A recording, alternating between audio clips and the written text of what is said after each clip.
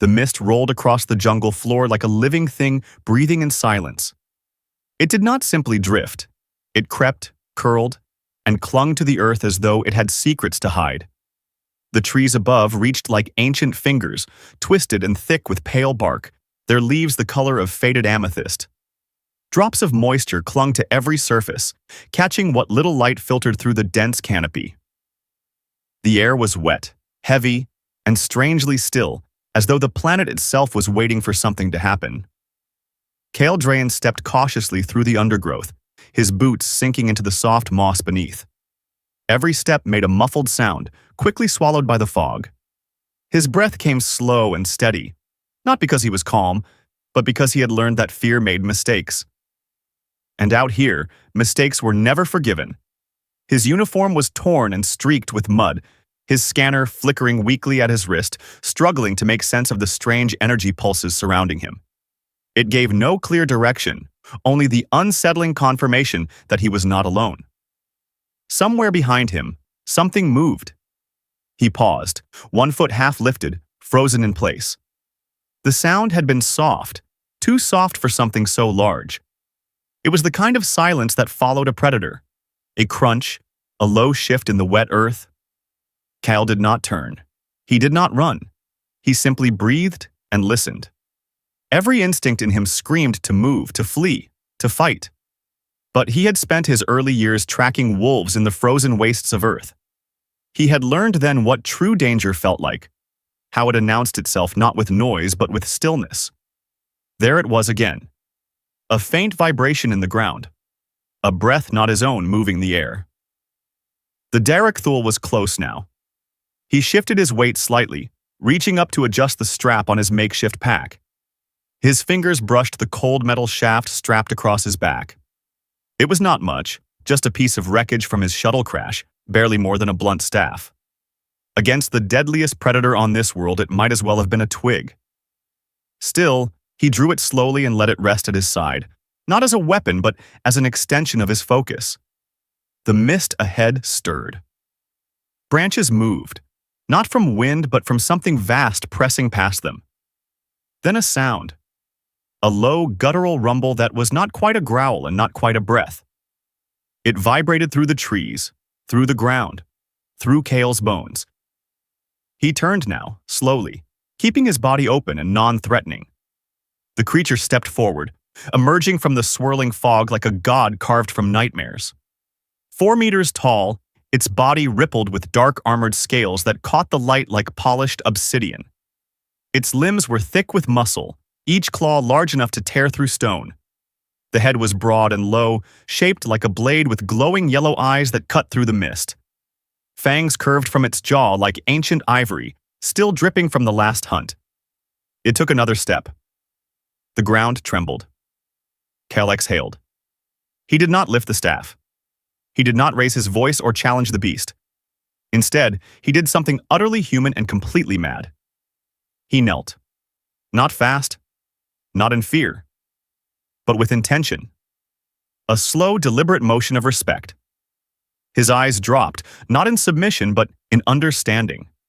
He offered his stillness like a gift. The darakthul froze. Its nostrils flared.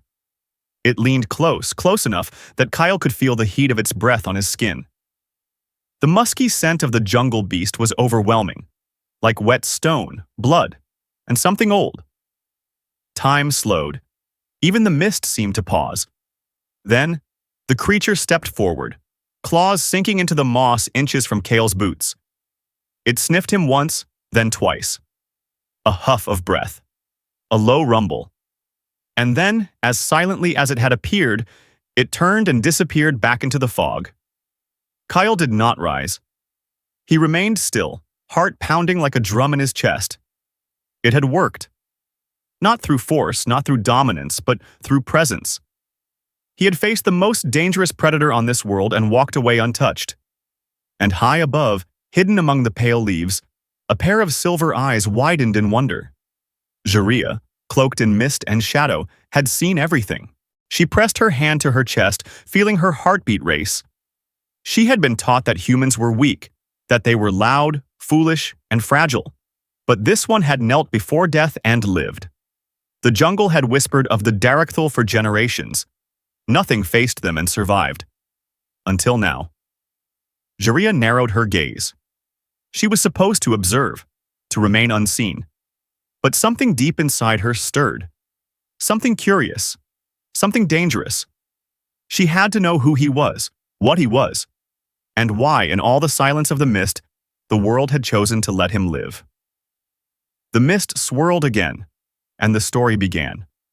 Kale sat by the edge of a narrow stream that shimmered like liquid glass beneath the filtered jungle light. The water whispered across smooth stones, weaving through moss and fallen leaves. His fingers cupped the cool stream as he filled a small pouch, his every motion slow, careful, deliberate. The events of the last hour still pressed against the back of his mind like a weight he had not yet named. He had survived. But not because of luck, because of choice. Because he had refused to meet force with fear. He straightened his posture and scanned the fog-veiled trees, the hairs on his arms prickling. Something in the jungle watched him. Not the beast this time. Not hunger or rage. Something else. A presence that did not stir the branches but hummed in the silence. He had felt it even before the darakthul had left, eyes that did not belong to prey or predator. And then, a sound. Software, barely more than a shift in breath. Kale rose and turned, his staff in hand, more reflex than threat. His eyes narrowed, sweeping the trees. The jungle gave no answer, only mist and silence. But the feeling remained, stronger now, closer. Then she stepped forward. Her form was almost dreamlike at first, as though the fog itself had taken shape. She moved with grace that made no sound, her silver skin catching the scattered sunlight like dew on petals. Long, pale hair flowed behind her, glistening with drops of mist. Her eyes were large and luminous, the color of moonlight through smoke, beautiful and alien all at once. Her hands were raised, palms open, showing peace. Kyle did not speak. He simply stared. The air between them held no words, only breath and awareness. She pointed to herself and spoke a single word in a careful, melodic tone. Jaria. Then she pointed to him, tilting her head, waiting. Kale hesitated, then lowered his staff slowly. Kale, he said. Jaria nodded once, a slight smile brushing her lips. It was not warmth yet, not trust, but it was something. They stood facing each other, not moving, not rushing. The moment was too fragile for that, too strange and sacred. Two lives that should never have touched, now bound together by shared silence and a memory of something impossible. Jaria stepped closer, slow as sunrise. She crouched by the stream and dipped her fingers into the cool current, then gestured to him to do the same. Kale knelt opposite her, mirroring the motion. The water between them carried no threat. It became their language. Then she drew in the soft soil beside the stream. A circle. A star. A line that curved like a river. Kyle watched with quiet interest. She pointed to each symbol and then to the jungle around them. A map, perhaps. A warning. A story. He responded in kind. Using a stick, he traced a shape of a ship in descent, sharp angles, a burst trailing flame. He pointed to himself and mimicked the crash, ending with a low thump in the dirt. Jaria's eyes widened, and a laugh escaped her lips, clear, unexpected, musical. Kyle grinned despite himself. She had understood. Not just the image, but the feeling behind it. He picked up a smooth stone and balanced it atop another, then added a stick, his attempt at showing his makeshift shelter. Jaria replied by arranging pebbles in a pattern, showing the jungle's rivers, then marking areas with danger using dark leaves shaped like claws. They built a dialogue without words, their hands shaping questions and answers in the earth. The forest watched silently. The stream carried their moments downstream. As the sun shifted above the canopy, light poured through in golden shafts. The mist thinned slightly, not gone but softened. Jaria reached into a pouch at her hip and withdrew a small object wrapped in leaves. She opened it to reveal bright blue berries, glistening and soft. She offered them, Kale eyed them warily. His stomach tightened. Could be poison. Could be a test. But before he could refuse, Jaria popped one into her mouth and chewed slowly, smiling as she swallowed. Her eyes sparkled as if to say, "Your turn." Kyle gave a quiet laugh. Then he picked one, bit into it. Sweet. Cool. Alive. It exploded across his tongue like a sudden summer breeze. He nodded in approval and gave her a thumbs up. Jaria tilted her head in confusion, not understanding the gesture. But she smiled again, broader this time. The gap between them narrowed. They sat for a while in companionable quiet, each occasionally sketching more symbols or glancing at the trees. But something had changed. The jungle no longer felt like it was holding its breath. The mist no longer pressed with as much weight. The space between them was no longer empty. It held possibility. Then, suddenly, a distant howl cut through the forest. Low, long. A reminder that peace, here, was always borrowed. Jaria stood swiftly and scanned the trees. Her body tensed. She pointed toward the east, then traced an arc around it in the soil. Danger ahead. She motioned to Kale, beckoning him to follow. Kyle rose, adjusting his pack. He glanced at the path she had drawn. He could go around. He could survive. But something in him no longer wanted to walk alone. Jaria waited, patient. Kyle stepped toward her. Together they disappeared into the mist once more.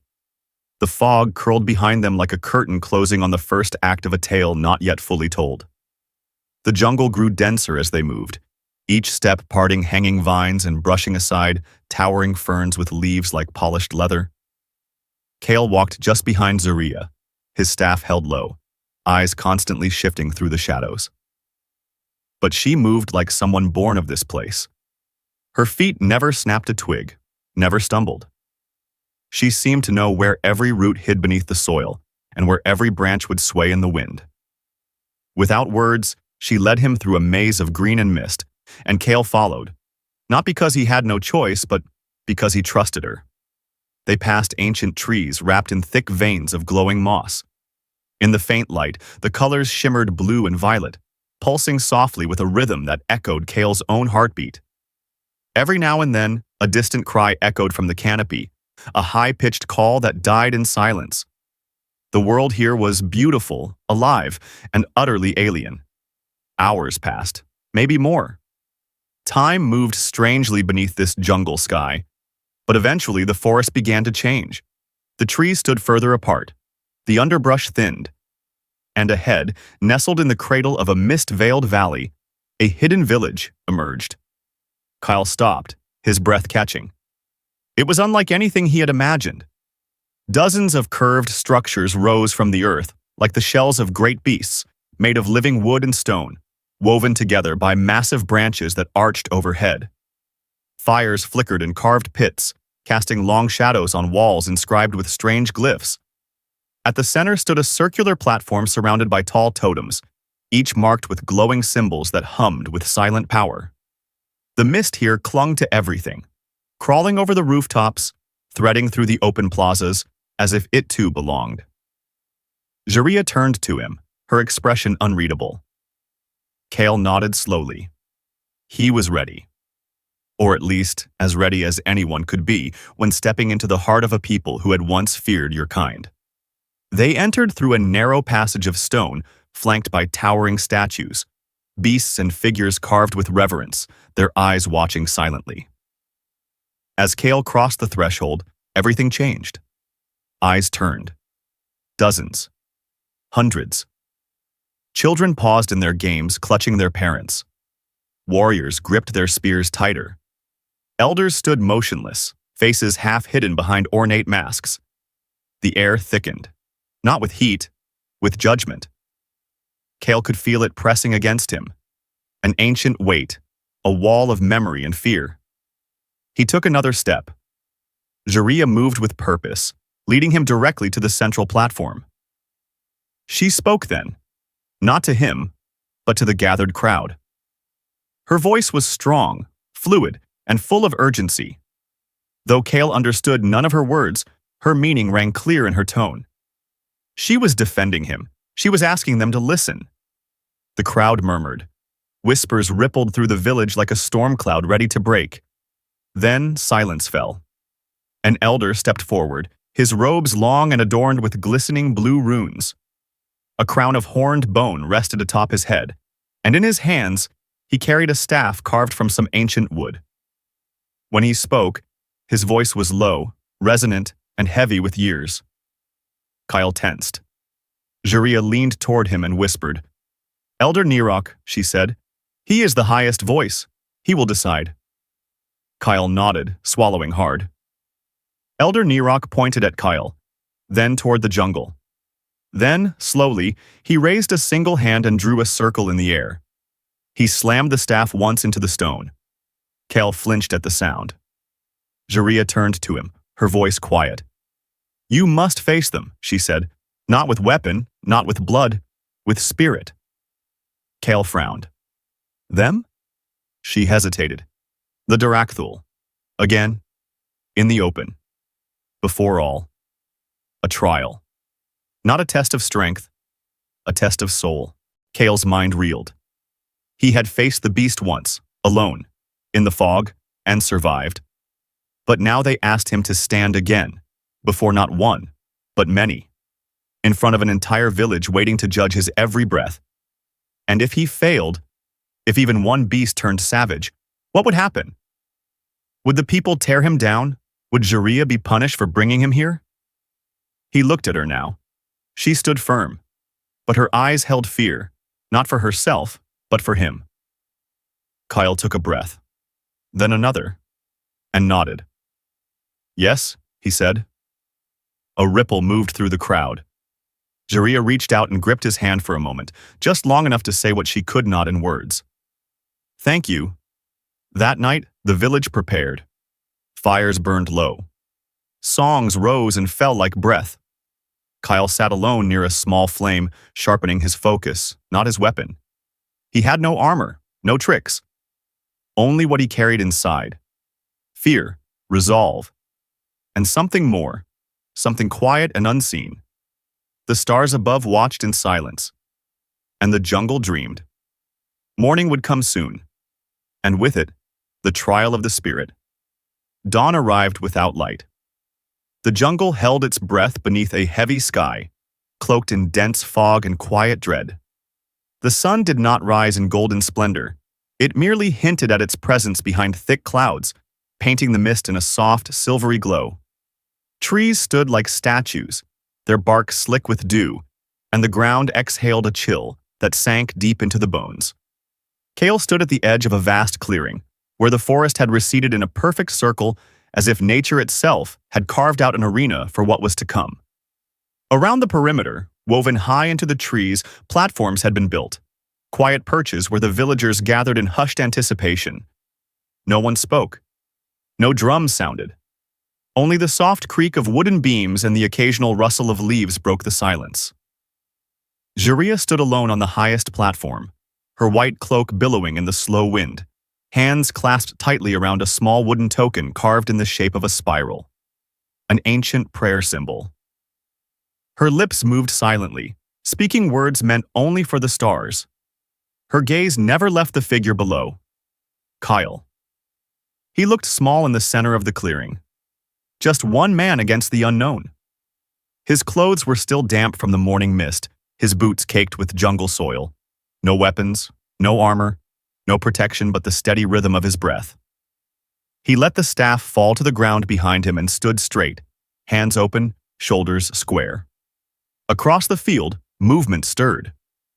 From the jungle's edge, shadows began to emerge, 5 forms, massive and deliberate, their steps quiet but deep enough to make the earth tremble. The darakthul pack had arrived. Kyle exhaled once. The first beast stepped into the clearing, its breath steaming in the cold morning air. Towering, black-scaled, and silent, its yellow eyes burned like twin suns. Another followed, then another, until all 5 circled the perimeter, spreading out with predatory precision. Then came the scarred one. Kale knew it instantly. Across its muzzle, A deep, jagged line marked where some older battle had carved its story into the flesh. This was the same creature from the mist, the one who had spared him. Would it do so again? The beasts paced slowly, sniffing the air. They did not growl. Not yet. But their bodies rippled with tension. Every muscle coiled, every breath measured. They were not here for the hunt. They were here for judgment. And Kale understood. This was not just about him. This was about what he represented. A stranger, a human, an outsider who had dared to step into their world without permission. He stepped forward once. The jungle went still. Kale dropped to one knee, not quickly, but with deep, deliberate motion. He lowered his gaze not in weakness, but in respect. His hands remained open, empty, facing skyward. The scarred darakthul halted its movement. Its eyes locked on Kale. A low rumble vibrated from its chest. Not a warning, not yet. Something closer to recognition. Kale kept his breathing slow.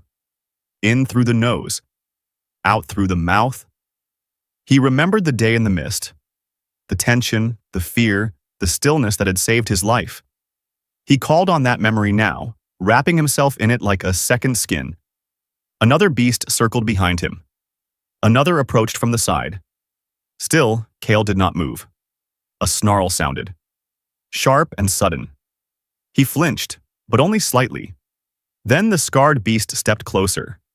Its paws were silent against the soil. Its breath came hot and sharp, blowing Kale's hair from his brow. It leaned down, its fangs exposed, and let out a growl that shook the leaves on the trees. Kale did not move. 1 second passed, then another.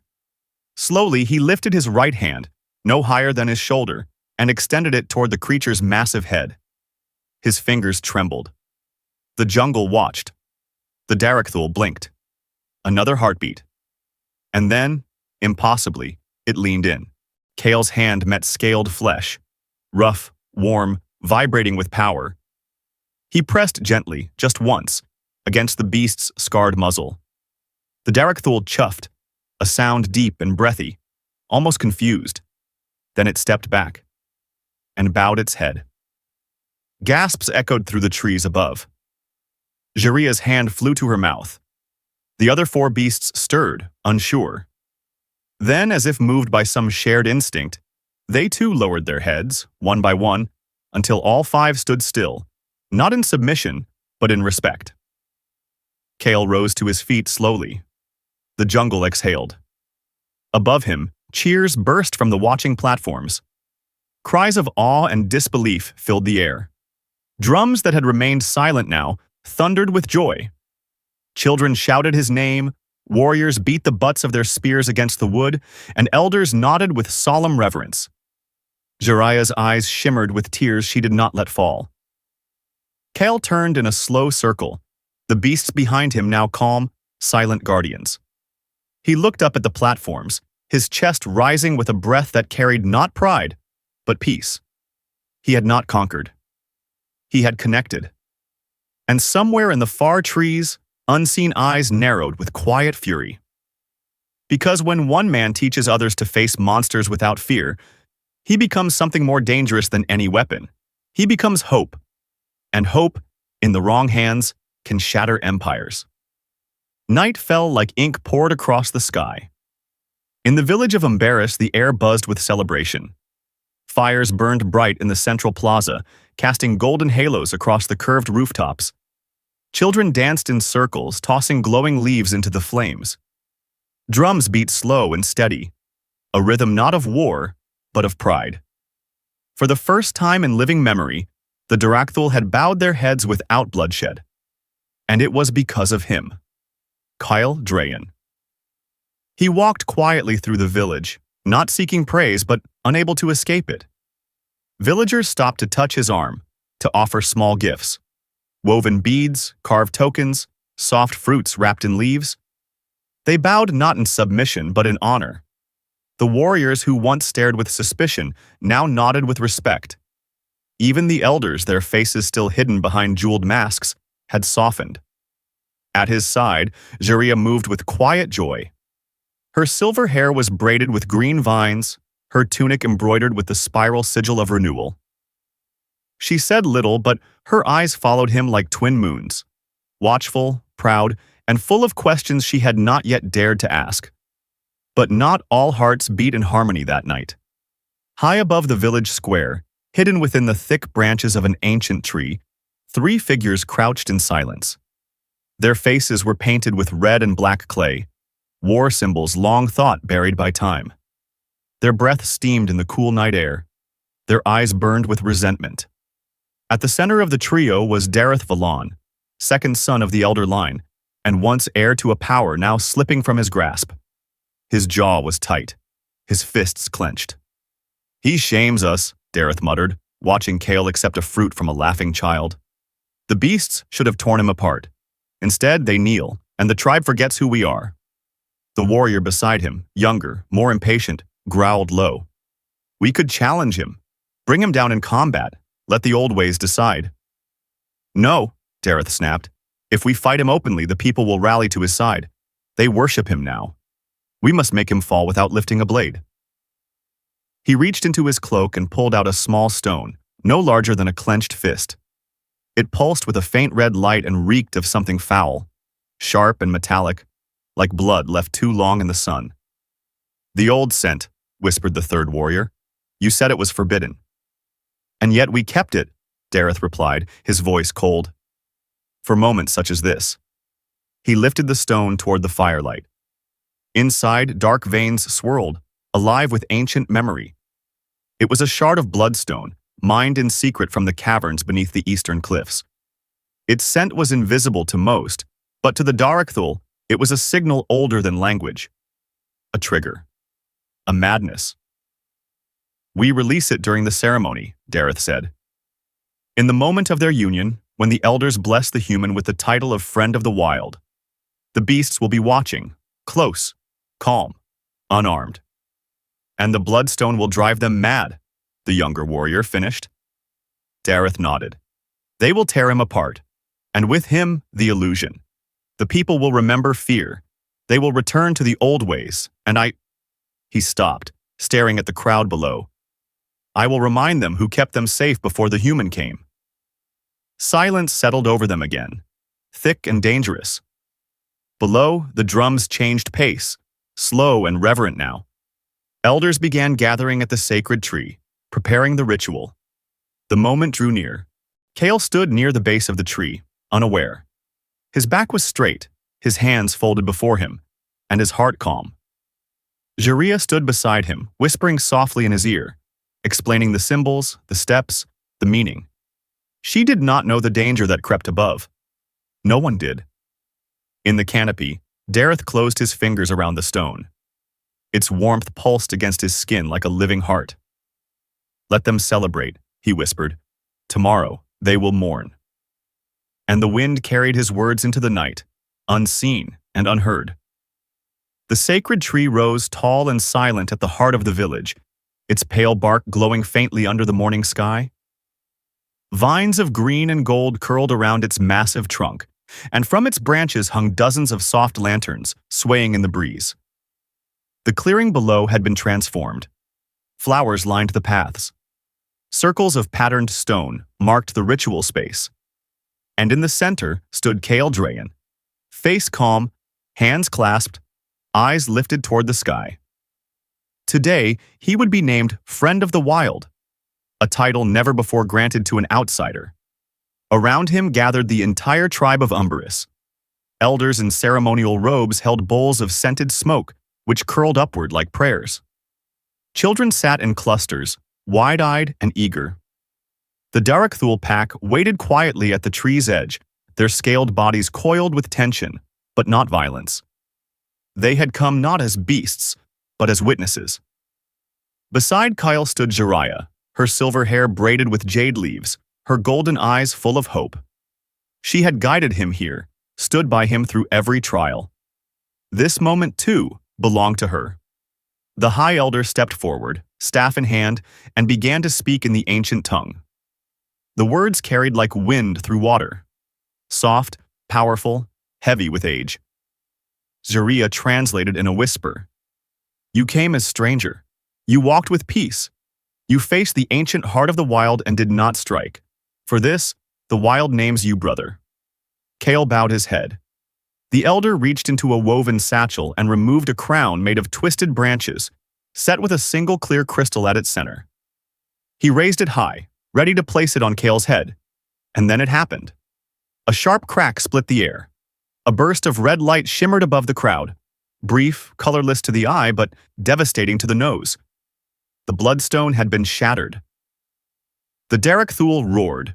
Their bodies jerked like puppets cut from strings. Muscles twitched. Eyes went wide with frenzy. The calm shattered like glass. One of the beasts lunged forward with a snarl so loud it knocked over a basket of offerings.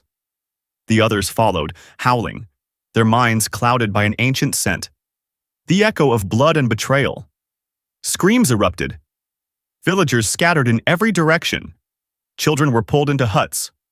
Elders dropped their bowls and fled. Warriors raised spears, shouting orders. The ritual dissolved into chaos. Kyle turned fast. One of the darakthul charged straight at him, claws carving trenches into the sacred stone. He dove aside just in time, rolling across the ground. Dust filled his lungs. Behind him, another beast slammed into a pillar, toppling it with a thunderous crack. Zaria grabbed his arm. "Come on, run!" But Kale didn't move. His eyes weren't on her. They were locked on the darakthul, the largest one, the scarred one. It roared at the sky, eyes wild, mouth open in fury. But Kale saw something else there too.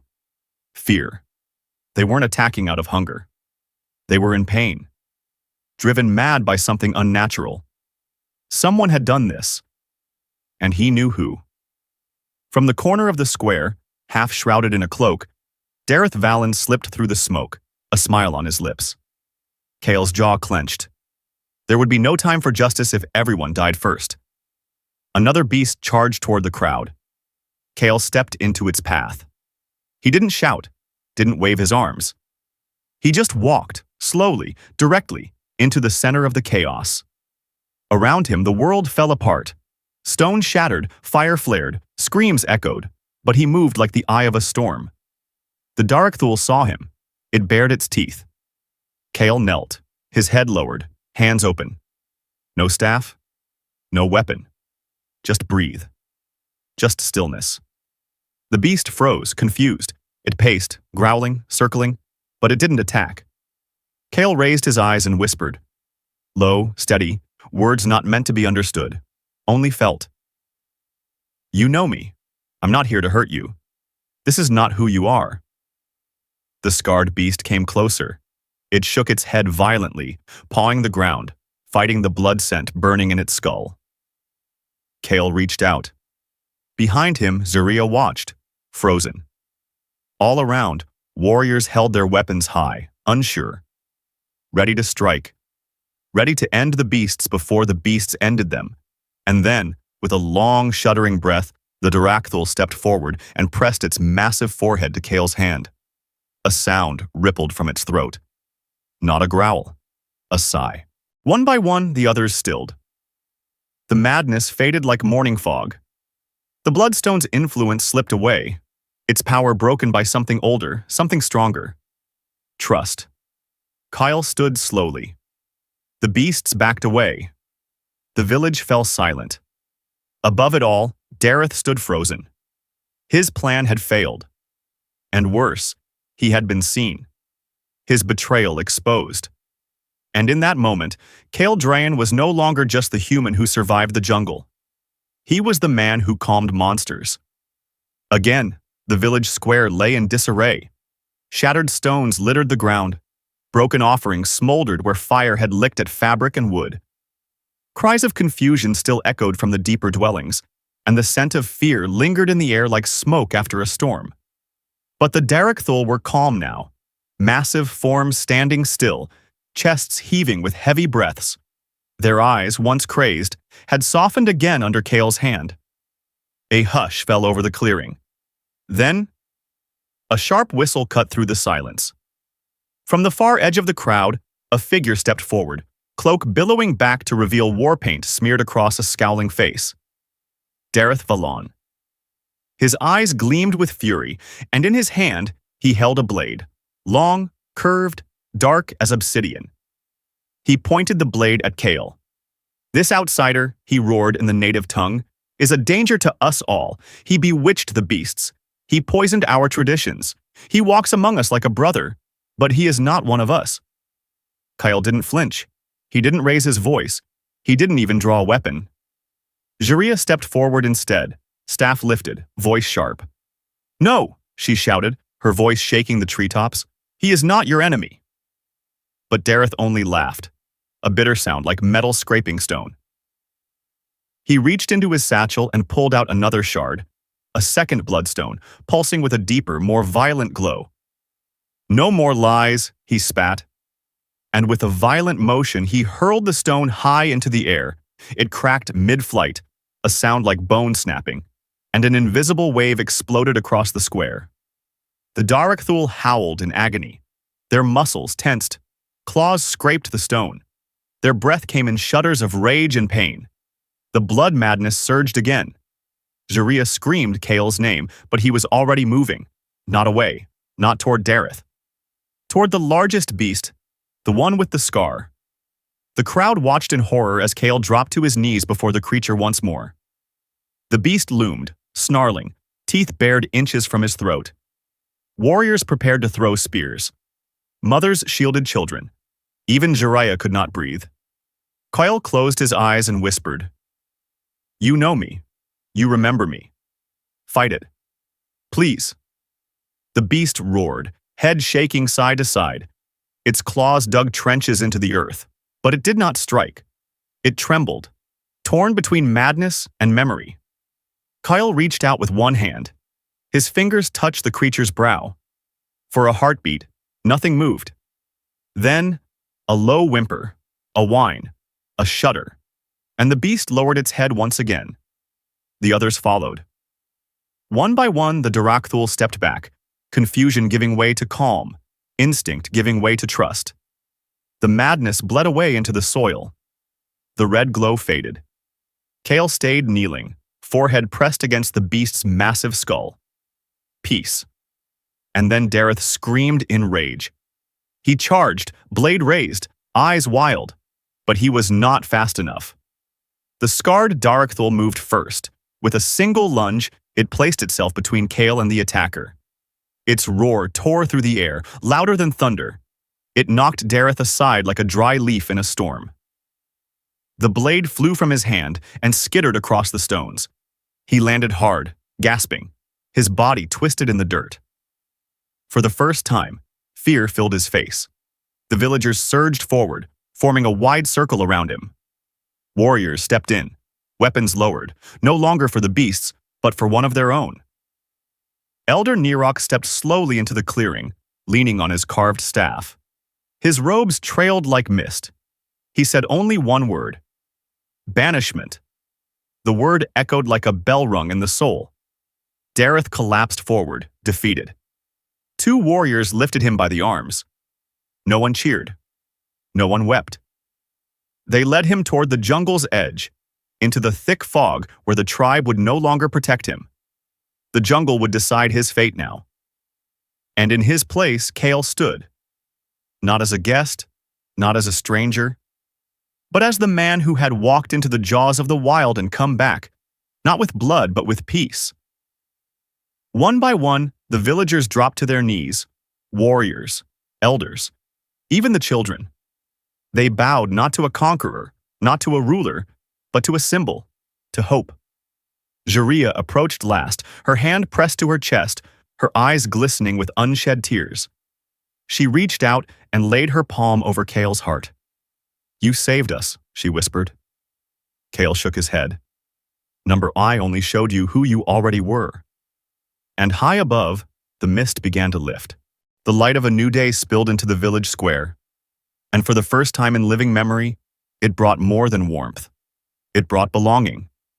Beneath a velvet sky scattered with stars, the village of Umberus pulsed with quiet celebration.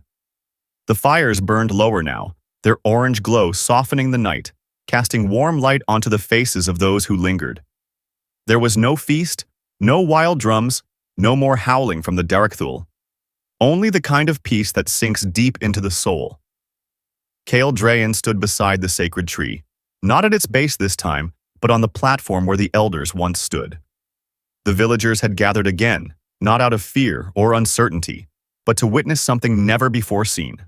A vote, a choice. Elder Nirok stepped forward, his steps slower, his presence no less powerful. He carried a new staff tonight, twisted with vines of gold and green, symbols of growth and rebirth carved into its surface.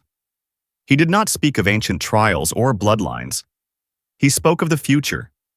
He spoke of Kale, of the man who came from beyond the stars, who faced their beasts with stillness, who met chaos with calm. The man who reminded them that strength does not always roar. Then, the elder looked out over the crowd and spoke clearly.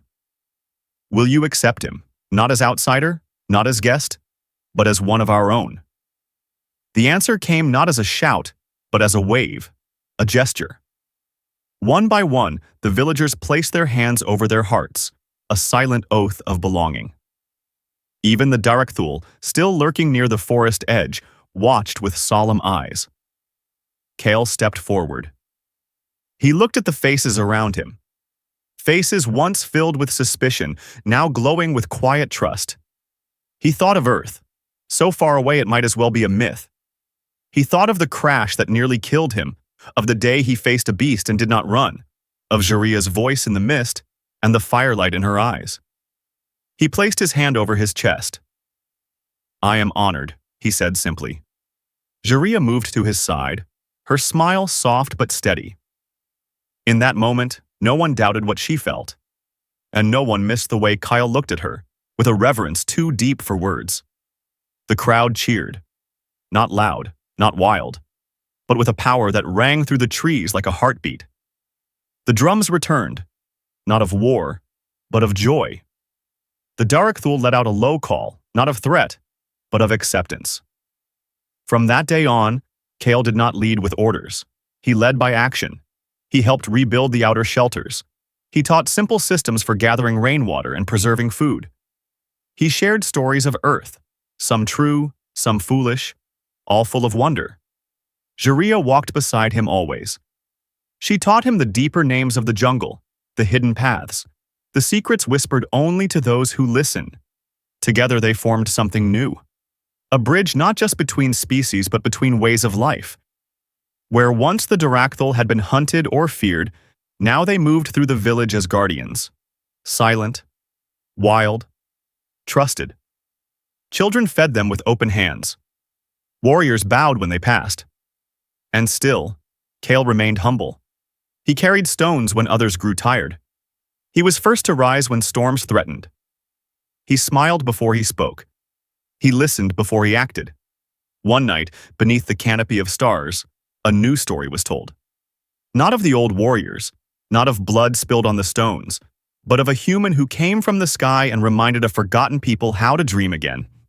A legend was born, not because of might, not because of conquest, but because one man stood when others knelt, listened when others shouted, believed when others feared. So what about you? Would you have knelt before the beast? Would you have listened instead of fought? Let us know in the comments below. What moment in this story touched you most? And if you believe, like Kale did, that trust is stronger than fear, share this story. Someone out there may need to hear it tonight.